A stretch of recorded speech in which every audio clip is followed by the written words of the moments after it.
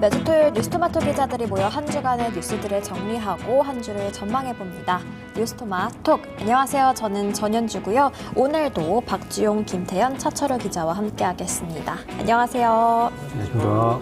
네, 계속해서 저희가 원래 앞에는 토마토 생물도 놔두고 했었는데 이번 주부터는 이렇게 귀여운 토마토 인형과 함께하게 됐습니다. 각자 보면 또 다 안경도 다 달라요. 안경도 씌워져 있고, 네. 선글라스도 있고. 전 GD 스타일 안경 GD 스타일인가요? 마음에 듭니다. 마음에 드시나요? 색깔도 약간 있는 것 같고. 네. 이렇게 제 앞에 있는 건 약간 한동훈 느낌이 있고. 한동 되게 좋아하시나요? 네? 아닙니다. 한동훈 유튜브는 잘 보고 있습니다. 조리퐁 맛있게 먹기. 네. 조리퐁도 같이 드셔보셨다면서요? 네, 한동훈 집에서 대표가 조리퐁. 말한 대로. 한동훈 후보가 그 차 타면서 하는 거 있잖아요. 유튜브 영상 네. 보면 자기는 이제 본인은 종이컵에 조리퐁 넣어서 먹는다고 해서 네. 저렇게 먹으면 맛있겠다 싶어갖고 어제 쉬는 날이어서 맛있나요? 네, 조리퐁 맛있게 맛있어요. 네. 아니, 과자를 먹고 이제 이렇게 가루가 있는 걸 이렇게 털지 않고 이제 손가락을 이렇게 빠시는 장면도 보여가지고 야 정말 가감 없이 다 나오는구나. 이거 안 하셨으면 좋겠다는 생각을 많이 했습니다. 네. 손은 닦으셨겠죠. 그리고 과자 봉지 뜯는 방법이라든지 그런 거 다 알려주더라고요. 속 타는 네. 모습을 보여주고 네. 싶었던 것 같아요. 손가락 빠는 거 안 도와면서. 돼. 저는 보지 않았습니다. 네, 어느덧 대선도 38일 앞으로 다가왔는데요. 정치권은 말씀해 주신 것처럼 굉장히 바쁘게 돌아가고 있습니다. 우선 첫 번째로 국민의힘 1차 컷오프 대상자가 발표가 됐는데 저희 예상과 좀 다르게 안철수 후보가 올라오고 나경원 후보가 떨어지는 모습을 보였어요. 이 나경원 후보가 떨어졌던 이유 좀 뭐라고 보셨어요? 일단은 더 이상 윤심파리가 이제 먹히지 않았다라는 증거로 보고 있고 또 여론조사 민심 100%로 했잖아요. 그래서 그런 영향이 있고 국민의힘 당원들이나 뭐 이제 이런 분들이 좀 전략적 선택을 한 게 아닌가 이렇게 생각을 하고 있어요. 사실 탄핵 찬성 여론이 상대적으로 높은 문항층에서 나 후보를 좀 앞섰던 거 아니냐는 분석도 나오고 있고요. 지지층이 유력한 반탄 후보 두 사람한테 집중이 된 것도 있는 거죠. 왜냐면은 좀 이제 반탄파를 보면은 총 3명이 이제 어쨌든 대개 4명 정도 이제 올라간 건데 김문수 홍준표 후보한테 좀 이렇게 표가 몰렸던 것 같아요. 나경원 의원보다는. 그래서 그런 영향들이 또 있는 것 같고 마지막으로는 그 드럼통을 내세우셨던 그 부분이 좀 악수를 좀 맞이하신 게 아닌가. 네. 오히려 그랬다고 생각을 좀 합니다. 나경원 후보가 과거에는 이제 정치인으로서 굉장히 영향력이 있었던 시절이 있었던 것 같은데 저는 이번 컷오프를 통해서 알 수 있었던 건 나경원이라는 정치인의 어떤 영향력이라던가 아니면 정치인으로서의 역량이라던가 아니면 그 값어치가 이제는 과거와 같지 않다라는 생각이 들더라고요. 그래서 이 보면은 앞에 안철수 후보와의 그 격차도 좀 큰 상황이었고 뒤에 양양자, 뭐 이철우, 이제 유정복 이 사람들과의 격차는 거의 없는 상황이라 이제는 이들과 동급이라고 평가를 받는 상황이 돼버린 거예요. 오히려 이제 역효과로. 그래서 나경원 후보로서는 이번에 출마 선언을 한 것이 굉장히 악재가 되지 않았나, 악수가 아니었나라는 생각이 들더라고요. 사실 1차 경선을 통과했으면은 다음 당대표에도 좀 출마할 명분이 있었는데 그것도 좀 사라졌고 안타깝다고 표현해야 될지 모르겠는데 개소식도 못했거든요. 캠프 그 다음 날이 개소식이었는데 네 그래서 좀 자만을 했었던 부분도 있었던 것 같습니다. 그리고 그날 결과 나오기 한 3-4시간 전에 공약 발표도 다시 또 했었어요. 크게 기자회견 열어서 했었는데 그걸 보면 캠프 쪽에서는 예측을 좀 예상을 못한 것 같다라는 좀 생각이 들더라고요. 저도 뭐 그 전에 밖글로도 돌았을 때는 나경원 후보가 올라가는 걸로 밖글도 돌고 했었는데 조금 나경원 후보 스스로도 많이 당황하지 않았을까 이런 생각이 듭니다. 네. 그 바로 전화를 걸었는데 받질 않으시더라고요.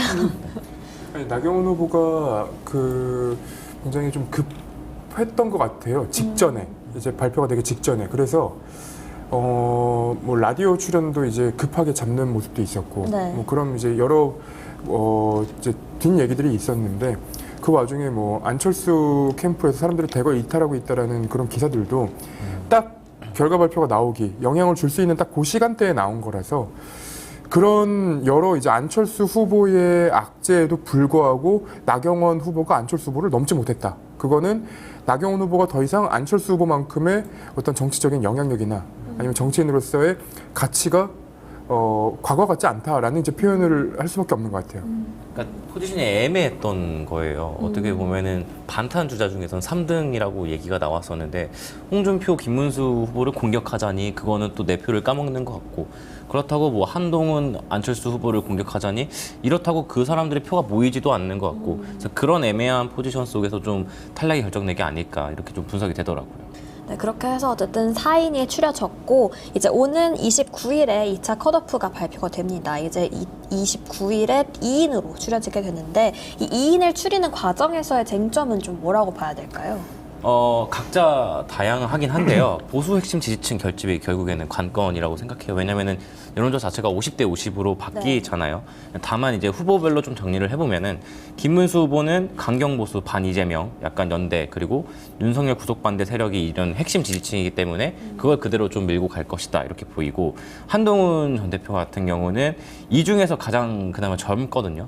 그래서 이제 젊은 세대들을 지지기면 어떻게 끌어올 수 있을 것인가 이게 좀 관건인 것 같고 홍준표 후보는 어쨌든 행정도 좀 해봤고 이런 부분에서 풍부한 행정 경험 그리고 거침없는 뭐 언변이라고 좀 시켜서 해주겠습니다. 그런 식으로 좀 이제 중요할 것 같고 안철수 후보 같은 경우는 중도 그리고 무당층 흡수를 얼만큼 더 할 수 있느냐. 그러니까 한동훈 전 대표의 이제 표현을 얼마나 뺏어올 수 있느냐 이게 관건이고 또 지금 또 뜨고 있는 AI 이런 과학 기술에서 이런 전략을 내세울 것 같거든요. 네. 저는 개인적으로 이제 찬탄, 그러니까 탄핵에 찬성했던 후보인 안동훈 후보와 안철수 후보 간의 득표 싸움이 변수가 될 거라고, 쟁점이 될 거라고 보는데 결과적으로는 찬탄파하고 반대파하고 반탄이 한 65, 그리고 찬탄이 한 35 정도라고 해요. 그렇게 그 득표율이 그 정도 된다고 전해지고 있는데 만약 그렇다고 본다면 한동훈 후보가 결선까지 올라가기 위해서는 찬탄파의 지지세를 모두 다 흡수해야 어느 정도 많이 다수 흡수해야지 결국 결선에 올라갈 수 있거든요. 그러려면 안철수 후보의 득표를 뺏어와야 되고 반대로 안철수 후보 같은 경우에는 한동훈 후보의 표를 빼앗아 와야 하기 때문에 얼마나 한 후보에게 그러니까 찬탄을 지지하는 그러니까 탄핵 찬성을 지지하는 지지자들이 얼마나 한 후보에게 표를 몰아줄 것이냐 이 부분이 과연 한동훈이 올라갈 수 있느냐 없느냐 이 부분이 좀 결정이 될 것 같아요. 사실 저희가 전제를 좀 깔고 가야 되는데 내란을 저지른 그 당사자가 1호 당원으로 있는 정당에서 대통령 후보를 내는 것이 맞느냐부터 이제 시작이 되거든요. 그러면 지금 우리가 경선을 보는 시점은 이제 이 상식을 갖고 있는 일반 국민들의 시점을 봐야 되는데 일반 국민들의 시점으로 봤을 때는 지금 일단 대통령 후보로 나온 분들 중에 이 국민의힘 후보들 중에 지지할 수 있는 사람이 있는가가 일단 첫 번째로 생각을 좀 해봐야 되는 부분이거든요. 근데 대통령 후보로 뽑기에는 이제 홍준표 후보는 당연히 보수 지지층에서는 밀고 있는 인물이고 지지세가 있는 인물이지만 지금 이번 토론 과정에서 조금 이제 윤석열이라는 인물이 했던 그 내란 범죄에 대해서 조금 비판적인 입장을 보이는 척은 했어요. 근데 실제로 그 비판을 해버리거나 아니면 이제 이게 내란이라고 말을 하는 순간부터는 국민의힘 지지자들이나 아니면 이제 극우 지지자들의 표가 떨어져 나가니 그걸 선택하기는 어려운 상황이에요. 그리고 우리가 지난번에 봤던 그 여러 이제 홍준표 후보라는 사람의 그 모습 중에는 언론을 대하는 태도도 있었는데 언론을 대하는 태도를 보면 사실 윤석열 씨랑 크게 다른 게 없습니다. 그냥 메이저 언론, 마이너 언론을 나누고 자기한테 비판적인 언론을 질문을 좀 가려받는 그런 모습을 보였기 때문에 우리가 윤석열 씨를 봤던 때랑 크게 다르지 않아요. 그러면 한동훈 후보 쪽으로 넘어가야 되느냐? 한동훈 후보는 사실 윤석열 씨의 반사체입니다.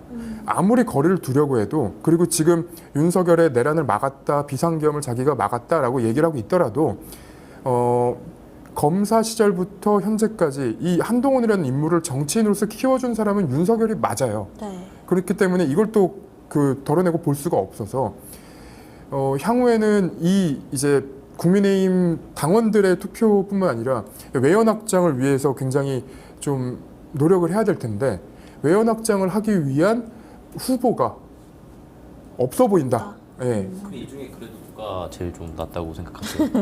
저는 근데 오히려 안철수 후보가 제일 정당성이 있다고 봐요. 왜냐하면 탄핵 찬성 표결도 했잖아요. 네. 그리고 그 당시부터 지금까지 이 사건은 내란이고 잘못된 거다, 비상계엄 잘못된 거다라고 얘기를 했기 때문에 안철수 후보가 그나마 이들 중에는 그래도 발언을 할 수 있는 정당성이 있다고 보는데, 문제는 이번 토론 과정에서 너무 그 부족한 모습을 보여줘서 네, 그래서 이 4명 중에 뽑을 수 있는 사람이 누군가라고 제가 만약 국민의힘 당원이라고 한다면 너무 힘들 것 같아요. 네. 누굴 뽑을지 몰라서 너무 힘들다. 네. 네. 하지만 저희가 좀 봐야 되는 게, 이렇게 뭐 경선을 거치고 하더라도 최종적인 국민의힘 후보는 여전히 이 한덕수 권한대행의 출마 여부에 따라서도 크게 달라질 것 같아요.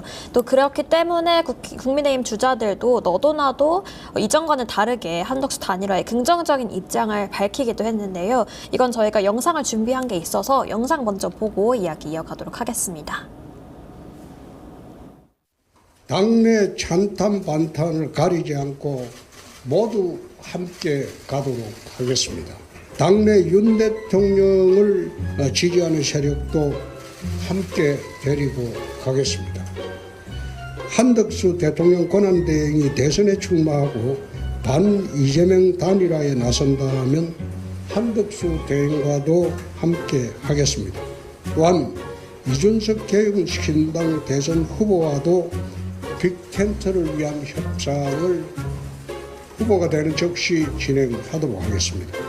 민주당 비명계도 함께 가도록 하겠습니다. 대선 승리 이후에 홍준표 정부는 이재명의 민주당 세력과도 함께 가도록 하겠습니다. 제7공화국 선진대국은 국민통합과 미래변경을 위한 새 시대를 여는 그런 정권이 될 겁니다. 모두 하나가 되어 국민 대통합을 이룰 수 있도록 한덕수한테 매몰되지 말자는 겁니다. 그리고 탄핵에도 매몰되지 말자는 겁니다. 그리고 윤통을 출당시켜 본들 그게 있었던 계엄이 없어집니까?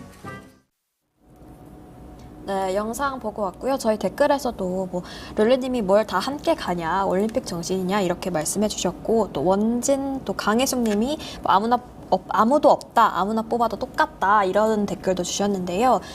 기존에는 김문수 후보만 이 한덕수 대행과의 단일화에 긍정적이었는데 졸지에 이 안철수 후보만 빼고 모두 다 단일화 가능성을 열어두는 모습을 보였습니다. 어떻게 보셨어요? 사실 자신이 단일화를 안 한다고 반대한다고 해서 하면은 저 후보가 본인의 지지세가 약해서 단일화를 안 한다는 건가? 약간 이렇게 바라볼 수 있잖아요. 근데 반면에 처음부터 나는 저 후보와 단일화 하겠다라고 하면 저 후보가 뭔가 지지세가 강고하고 그래서 자신 있게 나가는 거다 이렇게 좀 생각을 하기 때문에 처음에 김문수 후보가 단일화에 나선다고 했을 때는 자신이 어느 정도 한덕수 대행과의 지지율 싸움에서 자신이 있었고, 그리고 어느 정도 승부해볼 만했기 때문에 그렇게 했고, 약간 윤 대통령, 그러니까 윤심도 김문수 후보가 어느 정도 있다고 믿었기 때문에 그렇게 자신 있게 나갔던 것 같고, 다른 후보들 홍준표, 한동훈 후보 같은 경우에는 막판에 이제 단일화에 나서겠다고 했잖아요. 그것도 다시 돌이켜 반대로 보면 자신이 오히려 이렇게 단일화를 안 하겠다고 선을 그어버리면 김문수 후보보다 자신의 지지세가 약하다 이렇게 좀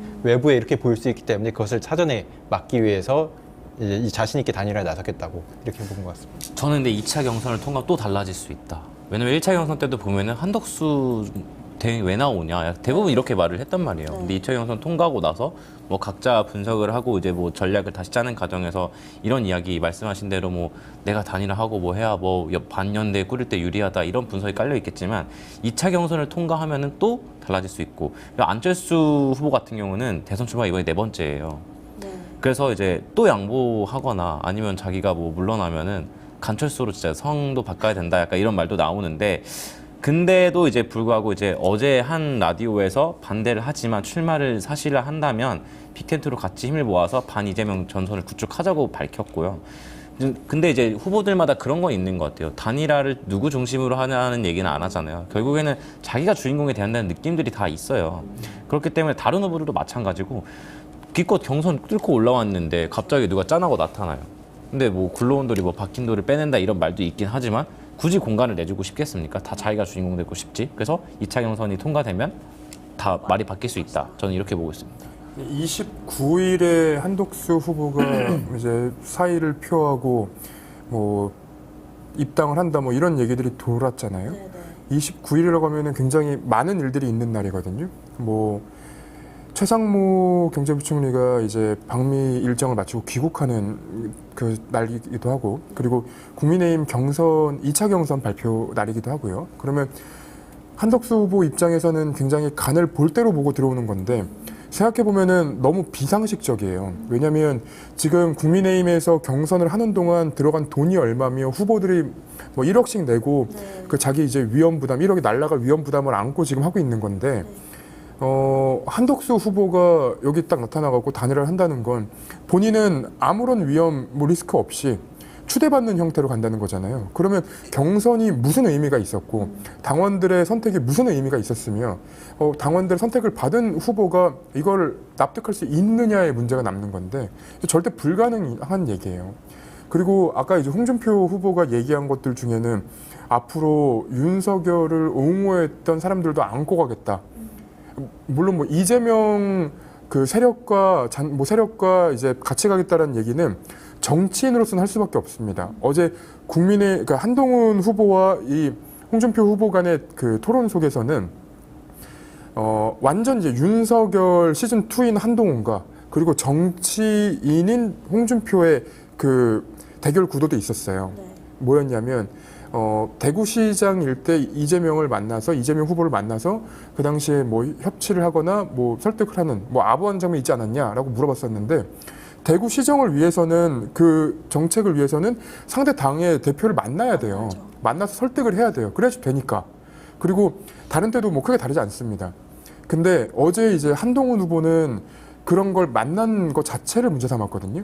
그럼 정치인으로서는 한동훈 후보는 앞으로 이 대통령이 만약에 되더라도 야당 정치인과는, 야당 대표랑은 만나지 않겠다. 범죄자랑은 이재명의 민주당과는 못 간다. 이런 얘기를 한 거라서 그거는 여태까지 우리가 봐왔던 윤석열의 모습과 똑같다라는 이제 모습으로 돌아간 건데, 결국은 이 어제 토론부터 오늘 홍준표 후보의 발언, 그리고 이 종합적인 상황들을 봤을 때 다시 한번 말씀드릴 수밖에 없는 게, 그 내란을 옹호하는 세력, 윤석열을 옹호하는 세력과 우리는 다음 세대를 같이 갈 수 없다. 그게 이제 일반 국민들이 느꼈던 공포들과 불안감과 그리고 다음 세대를 살아갈 사람들의 약간 역사 의식, 이렇게 갈 수밖에 없는 것 같아요, 저는.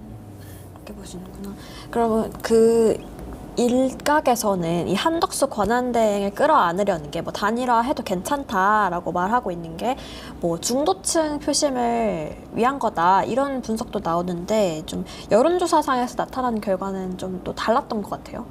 네, 여론조사는 그런데 이게 사실 이렇게 주목해 볼 필요가, 사실 이번 갤럽 조사의 경우에는 이재명 외에 다른 후보들의 중도층 지지율이 한 자릿수였거든요. 보면은 한동훈 후보가 8%, 그리고 한덕수 후보가 3%, 그리고 홍준표 후보가 5%, 김문수 후보가 20%였어요. 그렇기 때문에 사실 중도층 지지율을 그 국민 후보들 간에 비교하기에는 유의미한 분석을 좀 내놓기 어렵다고 보고, 또 표의, 그러니까 지지세 흐름을 보면 사실 한덕수, 김문수, 홍준표 지지하는 표의 흐름은 거의 같다고 보면 되거든요.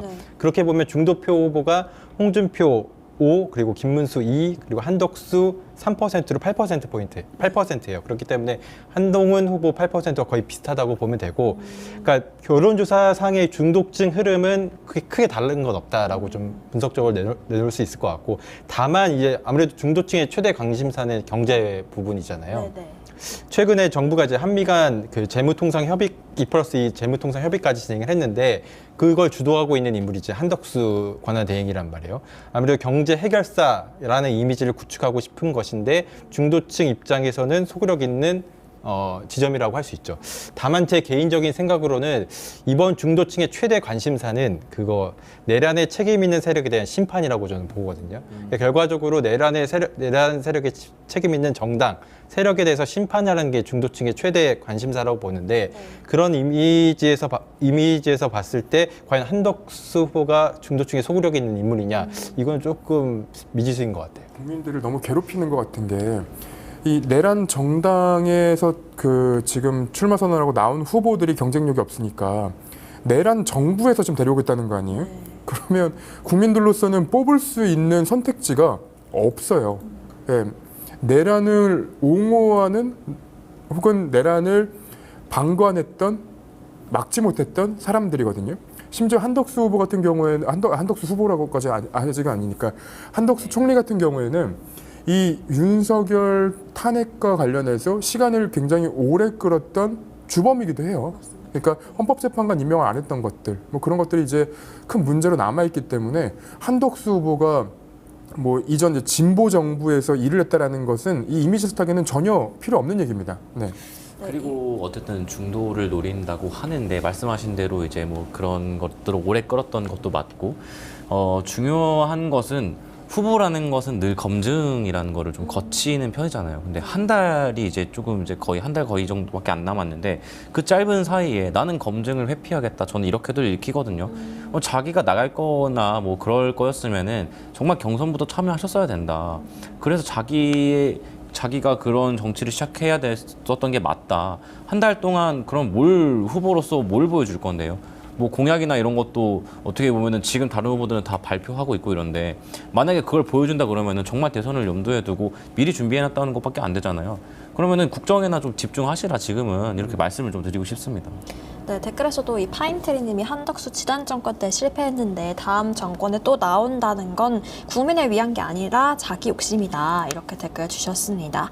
네, 국민의힘 후보들은 어제까지 1대1 맞수 토론을 진행했고 오늘 이제 4명의 후보가 모두 참여하는 합동 토론회가 열리는데요. 각 후보들이 또 어떤 전략을 펼칠지 또 찬탄 반탄 구도가 계속해서 이어질지 이 부분에 대해서도 좀 한마디씩 해주시면 좋을 것 같습니다. 일단 주제는 정책과 국가 비전을 놓고 토론을 하는 건데 중요한 거는 누굴 좀 집중 타격할까가 좀 포인트인 것 같아요. 근데 결국에는 한동훈 전 대표가 가장 좀 집중 견제가 대상인 것 같고 그다음에 안철수 후보가 누굴 돕냐 또 좀 관건인 것 같아요.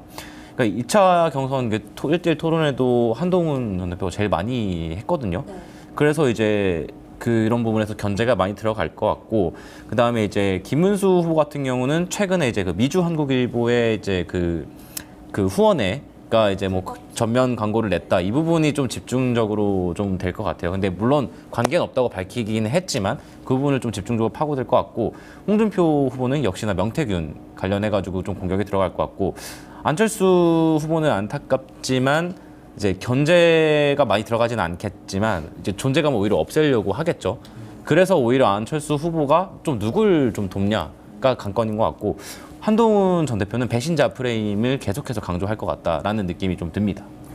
한동훈 후보가 어제까지 이제 김문수, 홍준표 두 후보와의 토론회에서 계속 거론됐던 것들 중에 답을 못한 게 하나 있어요. 그 당원 게시판 문제. 당원 게시판 문제를 물어보면 자꾸 딴 얘기를 합니다. 비상계엄이 터졌는데 당원 게시판이 문제입니까? 라는 식으로.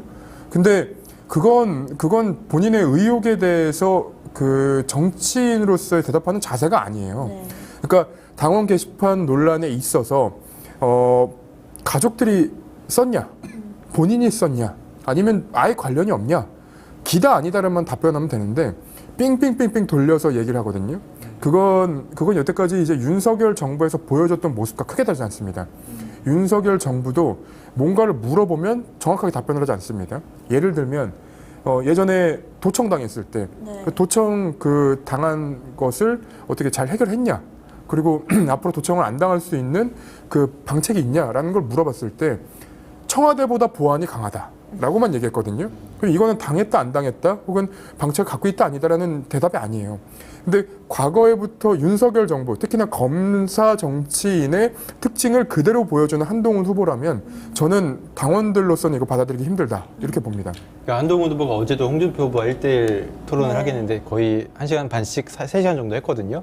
토론 스타일을 보면 논리적으로는 홍준표 후보에 비해 훨씬 더 논리적인 발언이나 이런 게 보이고 또 맞는 말을 했다는 느낌이 들어요. 근데 다만 태도에 있어서 약간 검사의 느낌이다. 왜냐하면 어제 앞에 1시간 반에 이제 한동훈 후보의 주도 토론이었고 뒤에 1시간 반은 홍준표 후보 주도 토론이었는데 앞에 1시간 반 한동훈 후보가 주도 토론했을 때 이게 약간 설을 넘겨가면서 하는 모습이 설을 넘겨가면서 계속 홍준표 후보를 공세를 펴더라고 질문을 하고 검사의 모습 그대로 이런 모습이 약간 검사 취조하는 네. 모습일 수 있고 홍준표 후보도 계속 검사 취재하시듯 해라 이런 식으로 얘기를 했어요.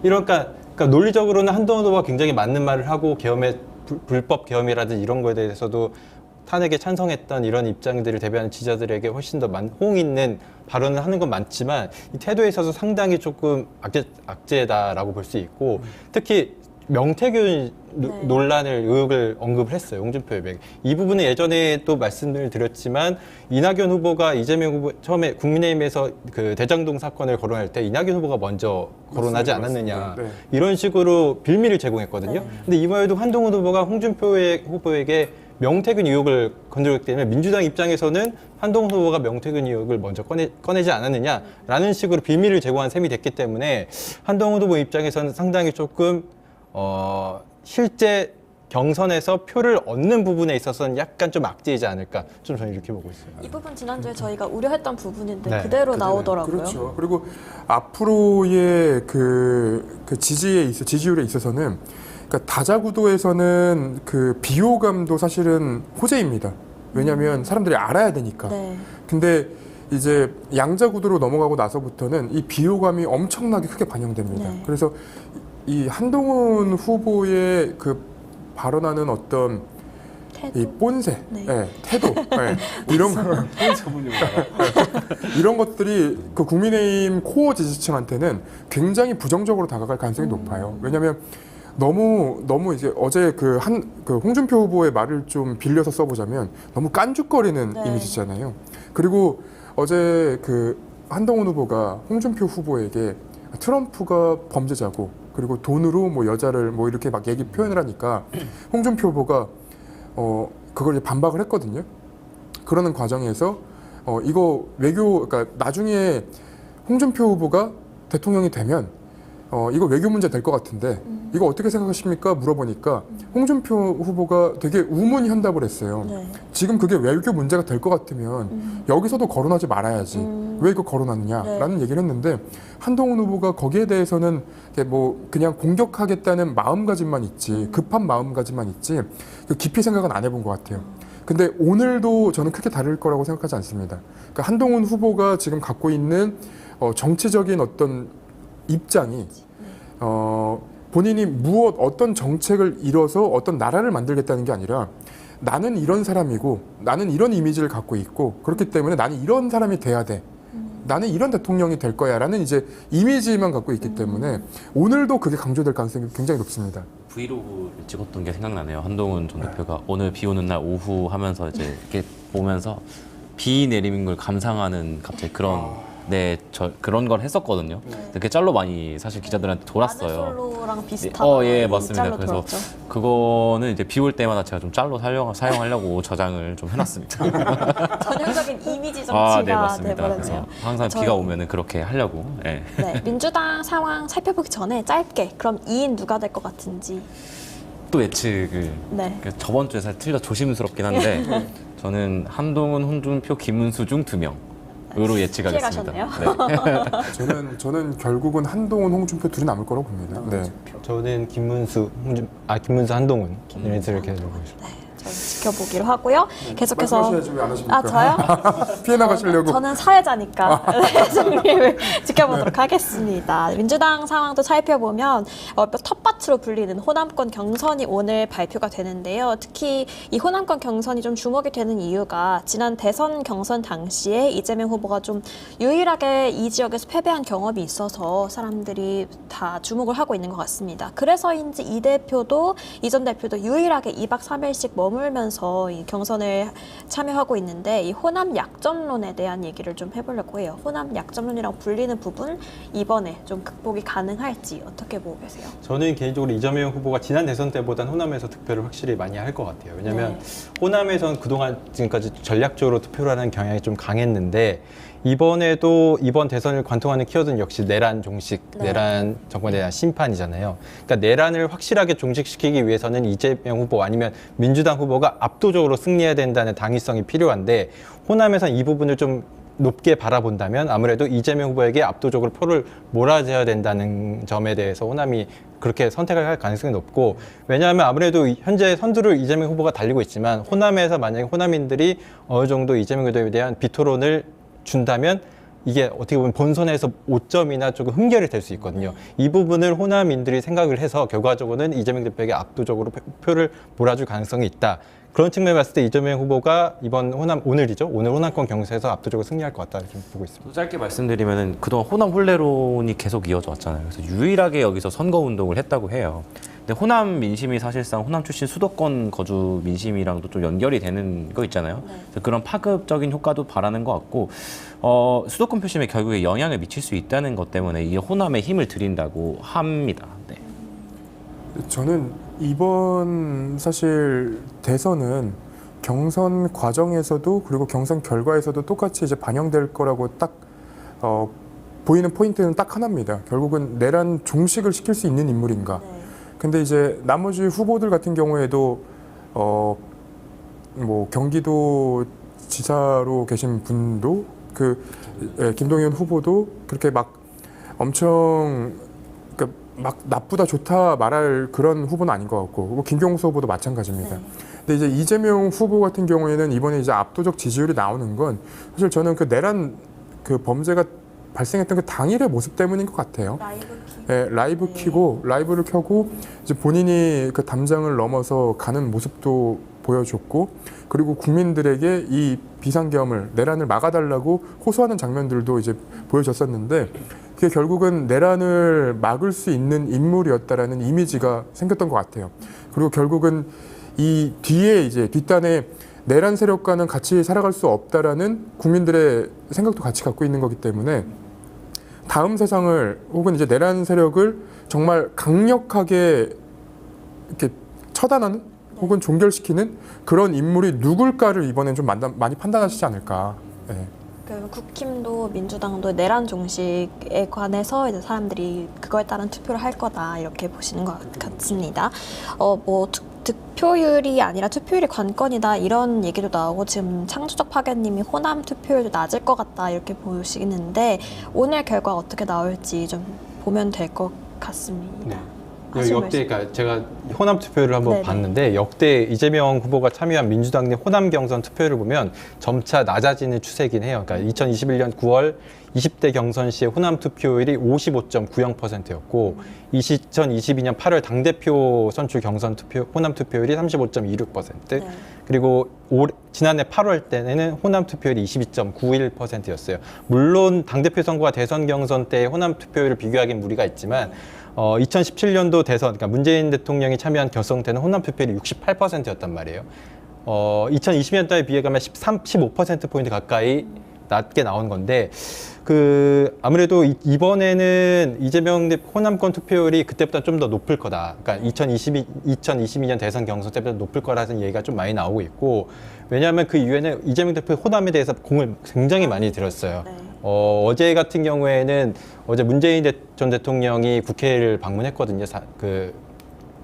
관련해서 기념사까지 했는데 김경수 후보와 김동연 후보 같은 경우는 국회에 직접 참석해서 문재인 대통령을 맞이했지만 이재명 후보는 어제 호남 방문에 집중하면서 그렇지 않았단 말이에요. 그만큼 이재명 후보가 호남에 대해서 많이 공을 들이고 있다고 보고, 그렇기 때문에 만약에 이번 호남권 경선에서 투표율이 60% 가까이 나오고 또 이재명 대표가 압도적인 승리를 할 경우에는 거의 흠결 없는 이재명 대세론이 계속 갈 거다 이렇게 좀 보고 있습니다.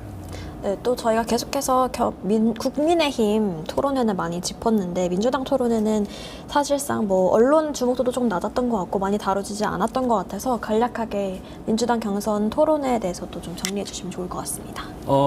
이제 그 세 분 다 이제 보통 이제 기본소득에 대해서 좀 강조를 했던 것 같은데, 김경수 후보는 이제 절대 빈곤선 이하에 있는 국민을 지원한 게 우선이라고 좀 강조를 했고요.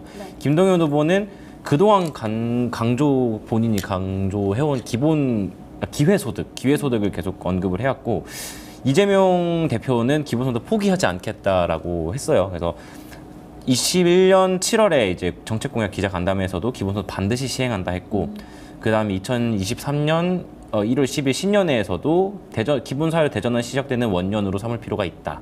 그리고 올해 초에 또 신년 기자회 회견에서도 지금은 이제 나누는 문제보다 만들어내는 과정이 더 중요하다 이런 식으로 기본소득을 셋 다 언급을 했었는데, 보편적으로 보면은 이제 김경수, 김동연 후보는 분배하는 기본사회보다는 절대빈곤 해결, 그리고 기회소득 같은 선별적 지원을 좀 강조하고 한 거고, 이재명 대표는 이제 자기의 브랜드잖아요. 그 기본소득을 계속해서 강조해오고 있는 그런 모습입니다. 토론회에서도.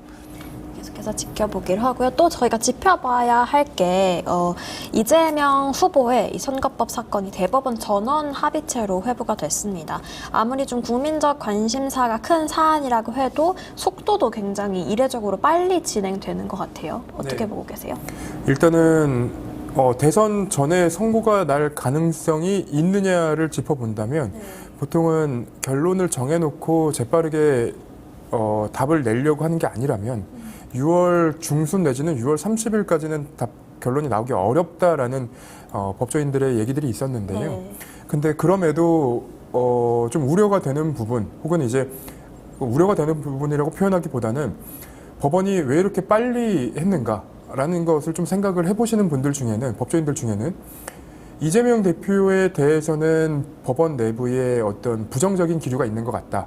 그래서 그간 뭐 윤석열 씨에 대한 그 구속 취소를 해줬던 사례라던가 아니면 검찰에 여러 이제 기소했던 사례라던가 수사했던 과정이라던가 아니면 법원의 좀 이례적인 판결들을 다 종합적으로 배경으로 두고 보자면 그러니까 대선 전에 느닷없이 판결을 할 가능성도 배제할 수는 없다라는 정도는 얘기를 하더라고요. 이게 법원이 그럼 대선에 좀 뛰어들겠다는 행위로 좀 해석이 되는 걸까요? 근데 이렇게 되면 사실 법원이 선거운동하고 있다고 비판을 할 수밖에 없는 부분인데 법원이 그 정도의 비판까지 떠안을 정도로 이재명 후보의 그 선거법 사건을 빨리 선고할 필요가 있는가라는 부분에 대해서는 다들 이제 의문을 갖고 있습니다. 네. 또 계속해서 짚어봐야 될 게 이재명 전 대표의 선거법 위반 사건에 대해서 신속한 심리가 이뤄지고 있는 것과 더불어서 또 검찰이 문재인 전 대통령을 뇌물수수 혐의로 기소를 했습니다. 이게 2021년 12월 시민단체 고발 이후에 약 3년 5개월 만에 이뤄진 기소인데 이 부분 좀 느닷없는 검찰의 기소는 좀 어떻게 봐야 될까요? 일단 검찰 설명 자료에서 저는 좀 이례적인 부분을 봤는데 네.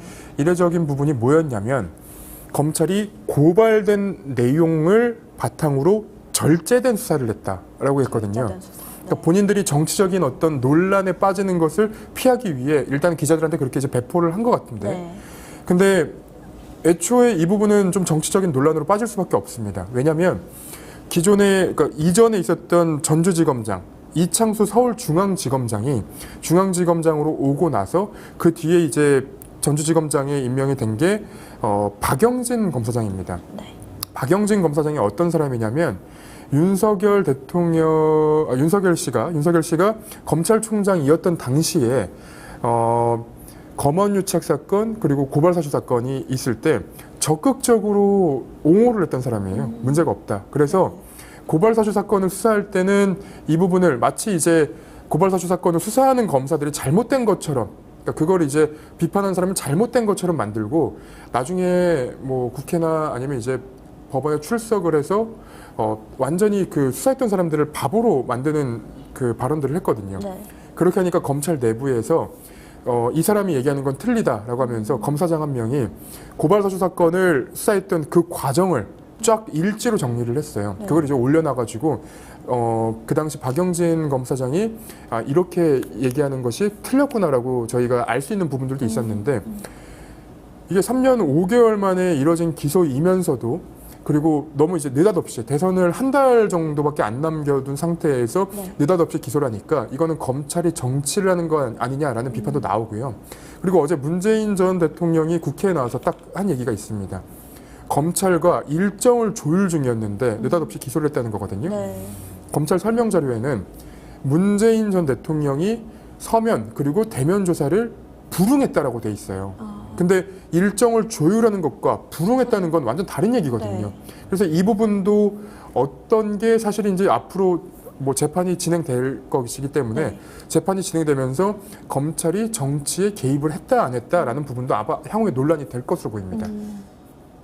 이것도 검찰이 좀 정치판에 뛰어들겠다라고 하는 게 느껴지는 게 이재명 대표의 전 대표의 메시지를 볼 거예요, 이정 후에. 그러니까 당장 기소한다고 재판이 열리지는 않잖아요, 사실. 근데 이제 이재명 지금 전 대표가 좀 당선이 유력해진 상황에서 당선된 이후에 이 판결을 어떻게 내릴지를 좀 보려는 게 아닌가 이런 생각이 들고 일단 이재명 전 대표가 강하게 비판하는 메시지를 내긴 했거든요. 그래서 이제 정권이 이제 혹시 바뀐다. 그래서 그 이후에 판결 어떻게 내릴지 이제 이런 거를 좀 보는 것 같고 사실 뇌물이라는 거는 이제 결국에는 이게 좀 요약을 해보면은 문 전 대통령의 사위 부부에게 생활비를 줘왔는데 취업 이후로 생활비를 주지 않아도 됐다. 그래서 그 사위가 받은 월급이 문 전 대통령이 받은 뇌물이라는 논리인데 이 뇌물이 되려고 하면은 근데 결국 대가성이 있어야 되는 거거든요. 이 대가성 검찰이 입증해야 되는데 이 검찰이 입증은 쉽지 않을 것이다. 좀 이렇게 보고 있습니다. 그리고 저는 좀 이 그 검찰이 기소된 논리를 보면서 조금 애매하다 싶었던 부분이 뭐였냐면 회사에서 임원을 채용을 할 때 그 임원이 해외에서 거주를 하고 거기서 근무를 해야 되면 그 해외에서 그 거주할 수 있는 그 장소까지도 제공해 주는 경우들이 왕왕 있거든요. 근데 이 과정을 그냥 싹 뺐어요. 그래서 이 그 문재인 전 대통령의 전 사위의 그 거주지를 제공하는 것은 문재인 전 대통령에게 뇌물을 제공하는 것 같다라는 논리로 가져가는 거라서 이게 앞으로 입증이 될 것인가? 그거 너무 이제 좀 궁금한 부분입니다. 그게 대선 판도에 이 문제가 꺼내진 걸 보면은 사실 민주당 내부에서 뭐 더 이상 비명계가 없다고는 하지만 이번 사건을 위해서 비명계와 친명계가 다시 한번 공고히 굳어지는 서로의 관계가 굳어지는 그런 계기가 된다고 보거든요. 어제 같은 경우에도 문재인 대통령 기소되고 난 다음에 계속 잇따라서 기자회견이 나왔어요. 그러니까 대부분 비명계, 친문계 인사들 위주로 기자회견이 이루어졌고 거기에서 어제 그 민주당 토론회에서도 검찰 수사 기소권 분리에 관해서 3명의 후보가 동시에 일제히 그렇게 향후 차기 정부에서 그렇게 가야 된다고 하거든요. 그러니까 그런 식으로 봤을 때는 비명계, 그러니까 민주당 내부에서 어느 정도 친명계, 비명계가 나뉘어진 부분이 공간이 어느 정도 있었는데 문 전 대통령 기수로 인해서 완벽하게 굳어지는 양측의 관계가 공개되는 그런 측면이 좀 있다고 봅니다. 오히려 좀 합쳐지게 되는 계기가 됐다 이렇게 볼 수 있을 것 같습니다. 그리고 또 어제 문재인 전 대통령 우원식 국회의장과 만나기도 했는데 이 부분은 영상 보고 이야기 나눠보도록 하겠습니다.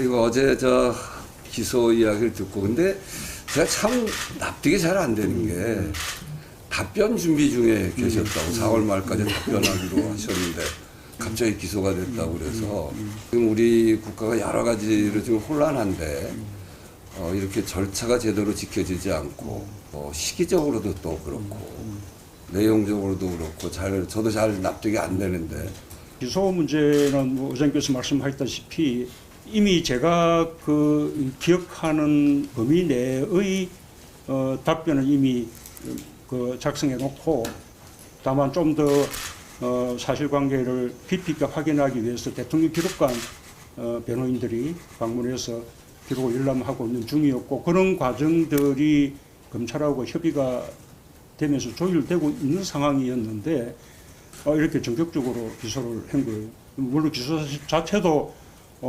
부당하지만 뭔가 정해진 방향대로 그냥 무조건 밀고 가는 그런 이제 그 느낌이 들었습니다. 어쨌든 이 검찰이 그만큼 정치화되고 있고 또 검찰권이 남용된다는 그런 뭐 아주 단적인 그런 사례 같아서. 네, 문재인 전 대통령도 어제 우원식 국회의장과 만나서 검찰권이 남용되고 있는 사례 같다라고 말을 했는데 이 검찰의 뭐 정치화 또 대선 개입 이 부분은 계속해서 논란이 될 것 같죠. 그러니까 검찰의 정치 개입은 사실 과거부터 계속 논란이 돼 있어 왔습니다. 근데 그 논란이 돼 있어 왔음에도 왜 이번에 이렇게 더 크게 부각이 되는가? 윤석열 씨가 그런 정치 검찰로서 문제가 돼서 징계를 받는 과정에서 정치권으로 몸을 던졌고 그리고 그 정치권으로 몸을 던진 윤석열 씨가 결국 대통령이 됐는데 윤석열 씨가 대통령으로 있는 동안 그 정치 검찰의 때를 벗지 못하고 윤석열 씨의 방향성을 가지고 따라갔기 때문에 그래서 정적인 이재명 후보를 그러니까 전 당대표를 정권 내내 수사를 했고요. 그리고 윤석열 씨에 대한 비판 언론들을 압수수색하고요. 그리고 윤석열 씨와 관련된 혹은 이제 가족들과 관련된 수사들은 뭉개고요. 그렇기 때문에 이번 사건은 이번 검찰의 수사 과정은 결국 정치적으로 더 부각될 수밖에 없는 상황이 이제 자초해서 만든 겁니다. 네. 마지막 충성을 다하는 약간 이런 느낌이 그렇죠. 좀 있죠. 마지막 충정이라고 말씀하셨는데 또 검찰은 또 최근에는 명태균 의혹에도 조금 관심을 갖고는 있는 것 같습니다. 김영선 이외에도 또 이인선 의원, 또 김태우 구청장 공천에 대해서 윤석열 씨와 또 김건희 씨에 대한 개입 여부를 들여다보고 있는데 그럼 이제 문재인 전 대통령과 윤석열 씨에 대해서 둘 다 칼을 겨누고 있다 이렇게 봐야 되는 걸까요? 아직 그렇게 볼 수는 없죠. 왜냐하면 명태균 이슈가 불거진 지 벌써 한참 됐습니다. 근데 1년이 다 돼가고 있죠. 그렇죠. 그러면 김건희, 윤석열 두 사람에 대해서는 소환 조사를 해야 되는데 아직까지 네. 그런 움직임이 없다는 것은 검찰 내부에서 여전히 그냥 연기만 피우고 있을 뿐 수사 의지는 없다고 보는 게 좀 맞는 것 같습니다. 게다가 윤석열 씨와 관련된 그러니까 김건희 씨와 직접적으로 관련된 사건들을 수사할 때 한번 황제 조사 논란이 있었던 적이 있었거든요. 네네. 그러니까 검사들이 뭐 명품백과 도이치모터스 사건이었는데 검사들이 대통령실이 지정한 제3의 장소에 가서 휴대전화를 제출을 하고 반납을 하고 조사를 했는데 그거 너무 검찰로서는 자존심 상하는 일이거든요. 근데 그에 대해서 그 어떠한 비판도 안 나옵니다. 검찰 내부에서. 그 말은 검찰 내부의 분위기가 크게 다르지 않다는 거예요. 네. 저도 곁조준이라고 좀 생각을 하거든요. 곁조준. 네, 뭐 이제 말씀하신 김영선, 이인선 의원, 뭐 김태구 부총장 네. 곁만 이렇게 딱 조준하는 느낌인데 중심에 누가 있습니까? 그리고 녹취가 이제 또 윤석열 씨의 녹취도 다 이미 공개가 다 된 거고 해달라는데 당에서 안 해준다. 이게 거꾸로 생각해보면 뭡니까? 그리고 중심에 김건희 여사가 있는 건데 빨리 소환을 해야죠. 이거는. 근데 현실적으로는 말씀하신 것처럼 아직까지는 가능성이 있어 보이지는 않는다. 이렇게 보입니다. 한편 뭐 서울 고등검찰청은 김건희 씨의 도이치모터스 주가 조작 혐의에 대해서 재기 수사를 결정하기도 했는데 이 부분은 좀 어떻게 보시는지 결론을 뭐 뒤집으려고 하는 건지 아니면 또 모양만 내고 있는 건지 이 부분도 짚어주시면 좋을 것 같습니다.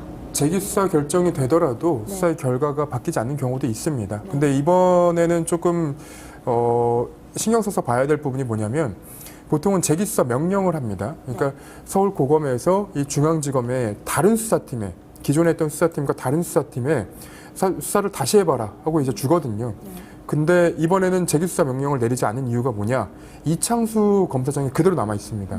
그래서 이창수 검사장이 지휘를 할 경우에는 수사가 똑같이 결과가 나올 가능성이 있기 때문에 네. 이번에 이제 서울 고검에서 직접 수사를 하는 걸로 결정을 한 거고요.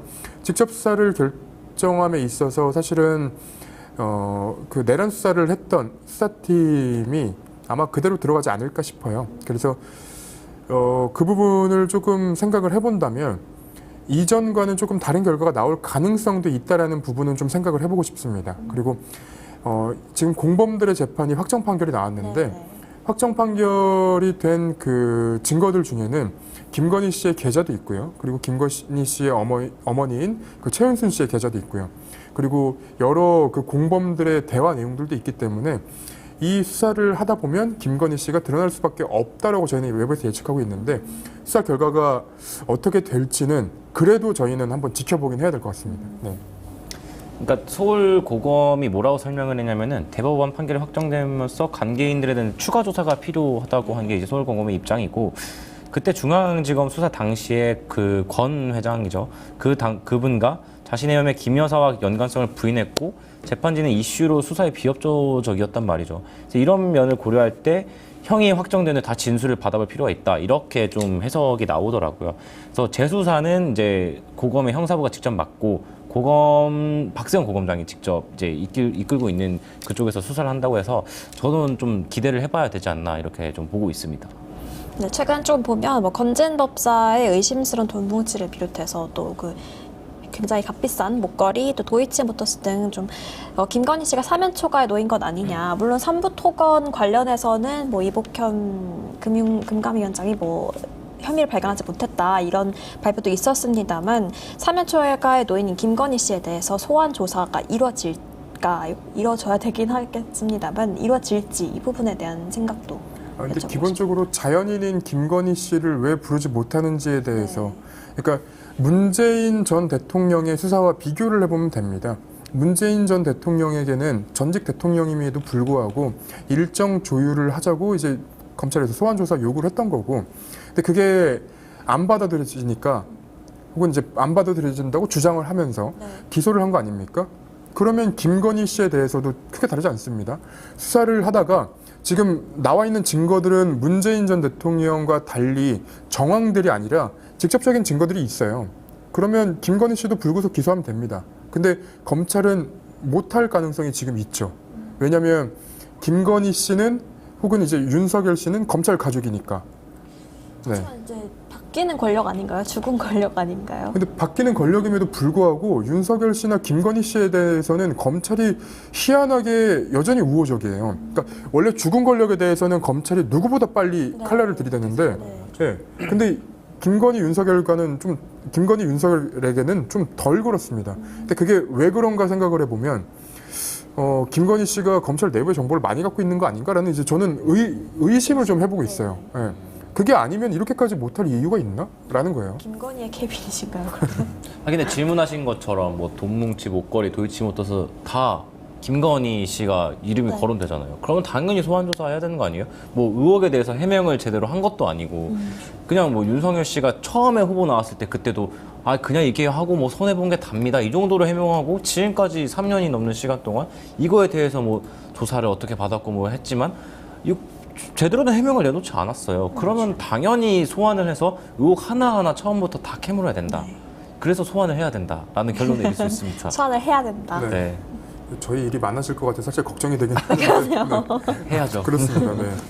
네, 전반적으로 보면은 이게 대선판을 보면 이런 것들이 이제 향후에 국민의힘 쪽에서는 악재가 될 수밖에 없거든요. 그리고 또 현재 민주당에서도 내란 특검법이라든지 아니면 김건희 특검법 등을 다시 재추진하려고 하고 있는데 이런 것들이 이제 앞으로 대선이 얼마 남지 않았지만 계속 이러한 명분을 주고 있는 상황이라서 곧 뭐 정권이 만약에 바뀌게 된다면 김건희 여사 같은 경우에는 소화가 불가피하지 않을까라고 보고 있습니다.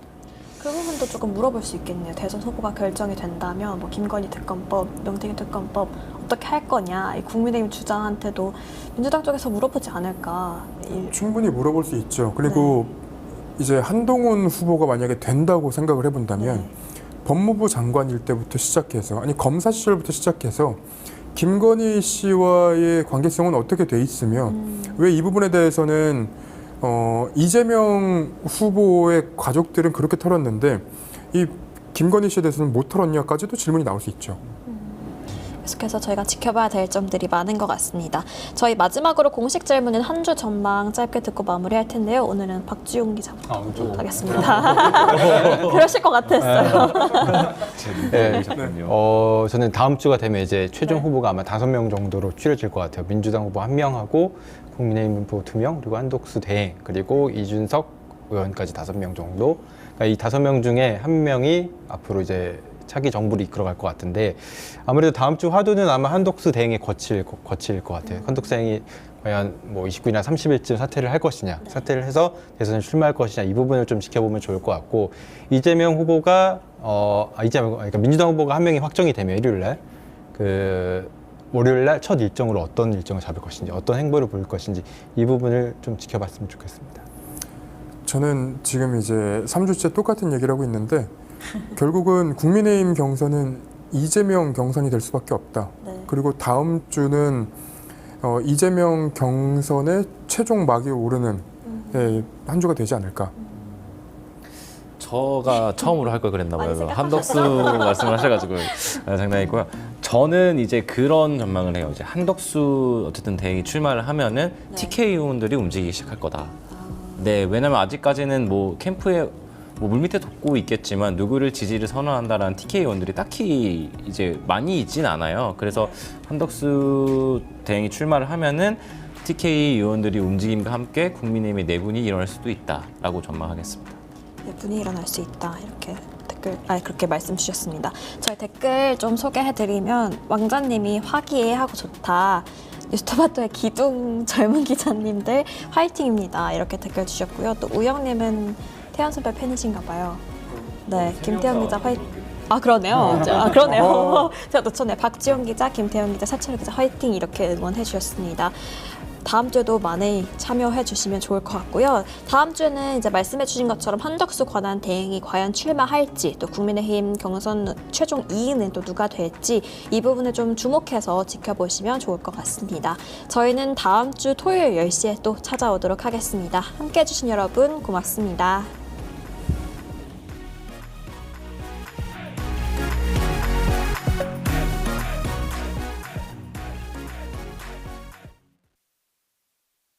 뉴스토마토 K평화연구원이 12.3 내란을 막아낸 시민영웅 1000명 찾기 프로젝트를 진행합니다.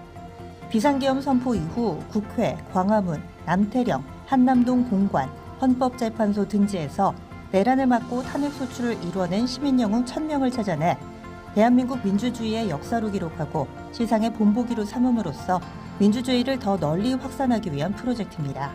이 과정에 직접 참여했거나 참여자를 추천해 주실 분들은 우측 제보하기 QR코드나 아래 메일로 추천 및 제보해 주세요. 민주시민 여러분의 많은 참여 바랍니다. 뉴스토마토 K평화연구원과 함께 해주실 분들의 추천, 제보 및 후원을 기다립니다. 유튜브 구독하고 실시간 채팅과 댓글을 남기시면 매일매일 7,000TTCO를 드립니다. 참여 방법은 통통물 어플을 다운로드하고 회원가입과 로그인을 해주세요. 마이페이지에서 나의 회원 고유번호를 복사해주세요. 유튜브 구독 후 실시간 채팅이나 댓글창에 고유번호를 한 번만 입력하면 준비 끝! 지금 유튜브 채팅과 댓글 쓰기 참여하고 7,000TTCO 받아가세요.